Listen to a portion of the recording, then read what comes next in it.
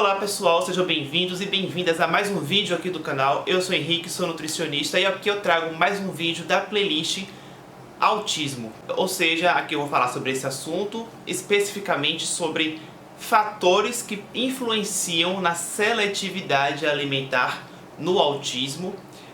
E vou fazer muito uma associação principalmente com o público infantil, que é quando iniciam os hábitos alimentares na infância.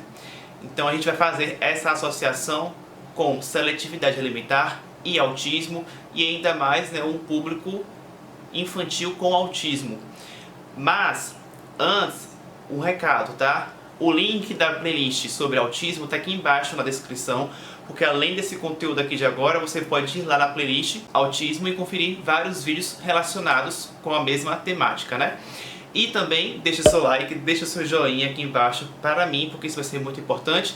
E se inscreva no canal também. Aqui embaixo você encontra um botão inscrever-se.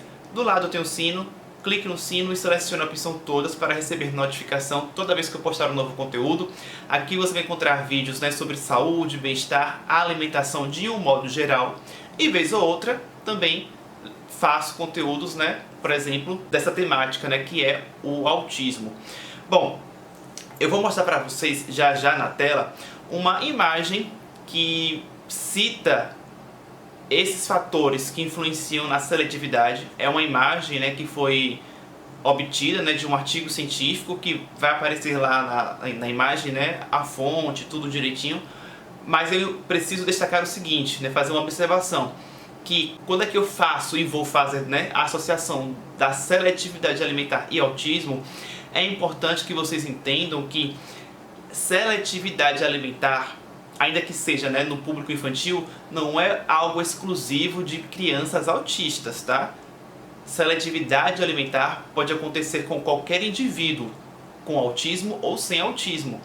Ou seja, muito do que vai ser dito aqui, apesar de estar fazendo-se essa associação com o autismo, mas os tópicos que eu vou citar que influenciam nessa seletividade alimentar também valem para crianças, para pessoas que não tenham diagnóstico de autismo. Inclusive, mais detalhes sobre isso, para que eu não seja muito repetitivo, tem um vídeo aqui que eu já tinha feito anteriormente sobre esse assunto, seletividade alimentar no autismo, em que eu falo mais disso, de que não é algo exclusivo de quem tem autismo. Então esse vídeo em que eu falo disso, já deixo também aqui embaixo na descrição. Tendo tudo isso dito, vamos agora à imagem. Percebam que na tela tem uma bolinha vermelha se mexendo. Sou eu que vou estar apontando aos tópicos de acordo com o que eu for mencionando cada um deles. Já que eles estão em inglês, é para vocês saberem sobre qual eu estou falando, e eu vou mencioná-los de sentido horário. Bom, nessa aqui em azul, percebam que nós temos o tópico, o fator, que é a textura.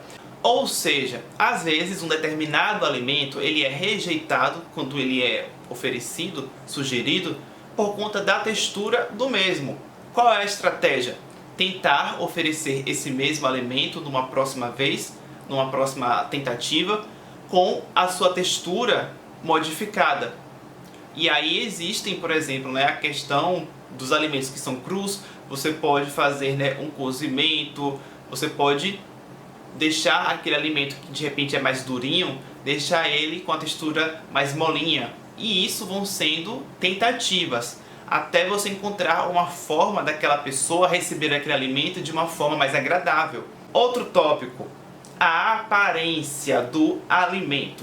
Isso daqui é muito interessante, porque muitas vezes nós começamos a nossa experiência da degustação de uma refeição, de um alimento, justamente com o aspecto visual. Quantas vezes você aí já ficou com água na boca, literalmente, só de olhar um alimento? Por conta do aspecto visual, da aparência que te atraiu de alguma forma. E aí só de olhar você imagina, nossa, isso deve ser muito bom, isso deve ser gostoso, isso deve estar saboroso. E não necessariamente vai ser realmente aquilo que você esperava. Pode ser que o gosto, o sabor não esteja muito bom, entende? Mas a aparência já pode ser um atrativo. E aí, na perspectiva de introduzir alimentos saudáveis para um indivíduo que ainda não está acostumado com esses alimentos, o que tem que se pensar nesse tópico é que, se aquela aparência inicialmente não agradou aquela pessoa, o que você pode fazer a nível, né, de técnicas culinárias para modificar a aparência? Por exemplo, né, montar uma refeição com uma combinação de outros alimentos para deixar aquele alimento, né, inserido com outros alimentos, e isso sim agora tornar-se mais receptível para a pessoa. Por exemplo, né, um brócolis. Se a pessoa olha para um brócolis e você oferece um brócolis cru, a pessoa vai olhar talvez e, por não ter costume, vai recusar. E aí você pode já modificar a questão da aparência do brócolis, ou seja, ao invés de servir ele inteiro, que tal modificar a aparência dele, camuflando talvez esse brócolis numa refeição mais completa com outros alimentos, e aí de repente aquela pessoa nem vai perceber que está consumindo o brócolis. Não que seja esse o ideal, tá? A pessoa não perceber que está consumindo o alimento, não. O ideal é que a pessoa saiba, né? Nossa, eu estou consumindo um brócolis, eu estou consumindo brócolis porque é saudável. Mas a depender do caso, da idade e de todo um contexto, independente se a pessoa vai estar tendo essa noção, se é um brócolis, se é saudável, o importante é que tenha alguém por trás sabendo que, olha, a pessoa está consumindo brócolis. Eu consegui fazer com que a pessoa consumisse o brócolis, usando técnicas diversas, algumas das quais eu já estou mencionando. Vamos agora ao próximo tópico, que é a questão do gosto. Se você venceu a primeira etapa de oferecer um alimento e a pessoa conseguiu colocar na boca, você já venceu uma etapa, que é estimular com que a pessoa pelo menos experimentasse. Isso já deve ser comemorado. Mas aí a pessoa experimentou e, pelo gosto do alimento, não gostou. Houve uma recusa de repente. Ou comeu fazendo careta, sabe como? Então, o que você pode pensar? Numa estratégia de melhorar o gosto daquele alimento. Novamente, talvez misturar aquele alimento junto com outros alimentos, ou o modo de preparo, de repente, né, ao invés de, novamente, você está no exemplo do brócolis, né, que eu já mencionei, ao invés de um brócolis cru, que tal fazer um brócolis colocado ali, por exemplo, com algum outro alimento, um brócolis cozido, que aí você vai agregando sabores, obviamente, né, de preferência que sejam sabores provenientes de alimentos naturais e saudáveis, para que você consiga cumprir o intuito inicial, que é de fornecer alimentos saudáveis. E aí, para isso, não adianta você querer oferecer algo saudável misturando com outras coisas, outros alimentos que não são saudáveis, né? Então, de preferência é isso, né? Oferecer e melhorar a experiência ao paladar na medida do possível com ingredientes que sejam saudáveis. E aí vale muito a questão do teste. Talvez antes mesmo de oferecer para uma determinada pessoa, você própria pode antes testar com você, e aí você vai vendo que, nossa, dessa forma fica melhor. Talvez também eu oferecendo dessa forma que eu gostei mais, talvez a pessoa também goste mais dessa forma que eu também gostei. Vamos agora para o próximo tópico, que é o fator cheiro.